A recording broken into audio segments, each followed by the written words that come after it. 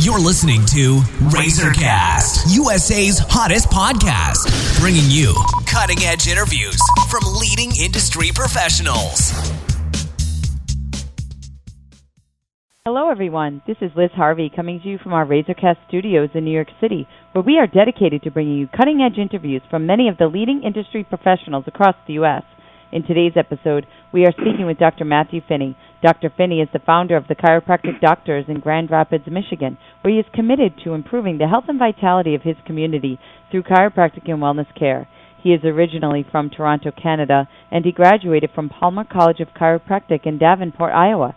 Dr. Mathew Phinney is widely considered to be one of the top chiropractors specializing in holistic and alternative health in the country, and he is also a contributing member of our national network of industry professionals. Today we're going to talk about a very important topic, solutions to lose belly fat. Hello, Dr. Phinney. How are you today? I'm doing fantastic. Thanks for asking. Great. Well, thanks for joining us. So, first question, why is nutrition important? You know, nutrition, and an awesome question, and I'm excited to be here on this interview. Nutrition is important now more so than ever before, really, because our food supply over the last 50 years has changed dramatically. We're now growing crops in nutritionally or nutrient-depleted soil. Factory farming has really taken over the landscape. And, 50 years ago, food was food. Now we're labeling things are organic. Well, 50 years ago, everything was organic. And so the food industry is in the business of making money. That's what they're there. They are a for-profit. And there's really two ways that they can make more money. They can either increase their prices or they can sell more food. And so they've done a fantastic job at selling more food and putting different things in products to have us eat more and make us want more and make us crave more. And you can see that with the stats. If you look at how we've done even over the last, say, 30 years, we're bigger than we've ever been. We're bigger than any other time we've ever been in history. And so now it's more important than ever to really get into the labels and really know what's in the food and what it is that you are putting into your body. All right, and what do you think is causing our population to be obese, in addition to, what you've just been saying? Wow. We could spend an hour on this topic and this topic alone. A couple of the key things, I think one of the big things is sugar. One of the big things, and this was, even back in the 80s, everyone was thinking, fat is what makes us fat. Eating fat is bad. Fat makes us fat. And so everything went fat-free. And so you'd see fat-free this and fat-free that. And what they ended up doing when they got rid of all the fat is the taste of the flavor was so bad, people don't want to eat it, so they started to spike it with sugar and other chemicals, different sweeteners, artificial flavors. And so anytime you see fat-free, really what that means is sugar. And so it's not really fat that makes us fat. It's the inability to burn fat, and it's the sugar consumption, because sugar is actually stored as fat. And we now consume more sugar in a year than our ancestors, or more sugar in a day, than our ancestors consumed in an entire year. And that's right out of a book. It's called Sugar Busters, and it's a great book. So I think sugar is one of the big things. Also, what it is that we're doing and what it is that we're putting into our food.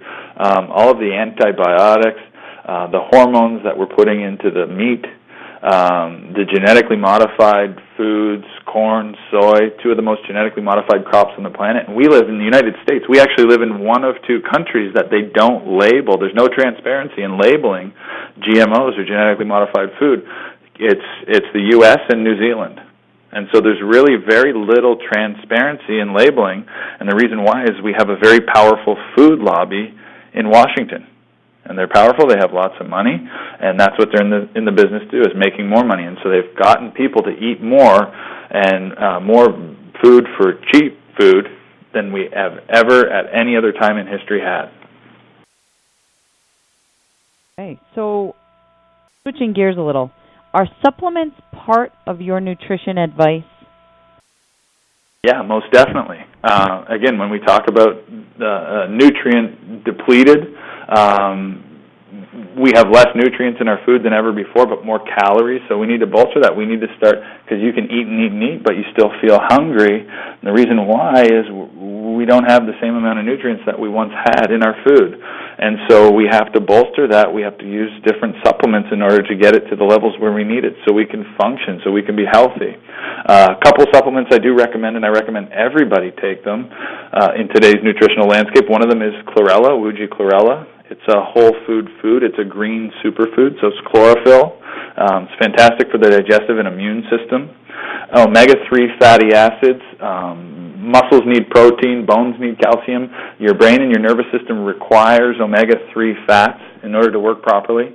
We can't eat enough fish nowadays without glowing in the dark with mercury poisoning, so supplementing with an omega-3 and making sure it's molecularly distilled, and then there's a specific ratio that you want to look for with that fish oil as well in terms of EPA to DHA.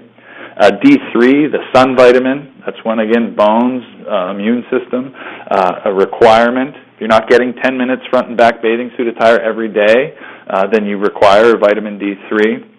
Quality multivitamin and a good probiotic for gut and intestinal health. So those are the 5 that I recommend everybody use and everybody take in order to keep their body functioning properly. Now, for people suffering from fatigue, can nutrition help with fatigue? Yeah, without a doubt. The foods that we eat play a major role in our energy and the energy economy in our body. Go to Starbucks in the morning. What do you see there? The lineup is around the corner. So we're in an energy crisis. We don't have enough of it, and people are looking to, they're looking to the sugar, they're looking to the caffeine. And so it gives us that quick spike, but it also gives us a big low. It gives us a big drop afterwards. So we got to keep going back for more and more and more. And so proper nutrition, proper hydration, those all really, really can help with our energy levels and our productivity levels, because energy is defined as the ability to do work. The more energy that you have, the more productive you are. If your job depends on your energy, if you're in sales or you're dealing with people and you go and have this big Olive Garden pasta bread bowl lunch and come back in the afternoon, you might as well have a nap in your chair there, because you're likely not getting a whole ton done. So you've all experienced it. Nutrition plays a huge role in our energy and our energy levels and our fatigue. And really the paradox is we're not exercising because we're tired, and we're tired and we're not exercising because we're not eating properly. And so it's a cycle that we got to get in there and we got to break it. Okay, great. And do you have a diet that you recommend to your patients? So everybody, there's obviously different levels and different people on different sort of spectrums and with different things going on. So there's not sort of one standard broad stroke diet or solution that I recommend across the board. Somebody that has type 2 diabetes, we don't recommend them going out and eating tons of fresh raw fruits. So it really comes down to what's specifically going on with that person, and then tailoring or putting together a diet that's going to work specifically for them. One of the things we will recommend in certain situations, we do there's a 21-day nutritional cleanse using all whole food really helps give people that have had struggles losing weight or haven't seen results. It really helps give them that kickstart. And then there's a couple other exercise protocols that we'll actually do in the office, and we do those on Tuesday nights. So we do a nutrition weight loss cleansing workshop. Then we also do a high-intensity interval training workshop that teaches people how to exercise, how to move, and really turn their body into a lean, mean, a fat-burning machine in as little as 12 minutes a week.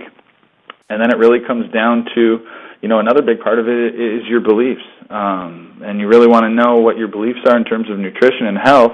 Just look at how you're doing right now, and that's going to tell you. And so we do a Think Better workshop as well. And so all those three things really encompass, and we get those together, and we get everything aligned and working and heading in that same direction. The results that we see are oftentimes miraculous. And people are like, I didn't even realize this was possible. yeah, it really comes down to what's going on specifically with that person in terms of diet. And then we consult and we put together a tailored plan specifically for them.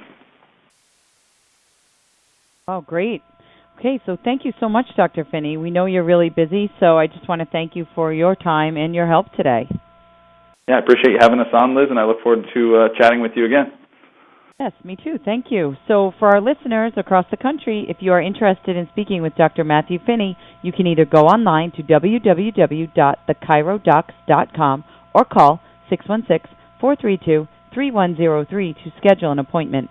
And on behalf of our entire team at Razorcast, we want to thank you for listening, and we look forward to bringing you more top-quality content from our country's leading industry professionals. You've been listening to Razorcast, USA's hottest podcast, bringing you cutting-edge interviews from leading industry professionals.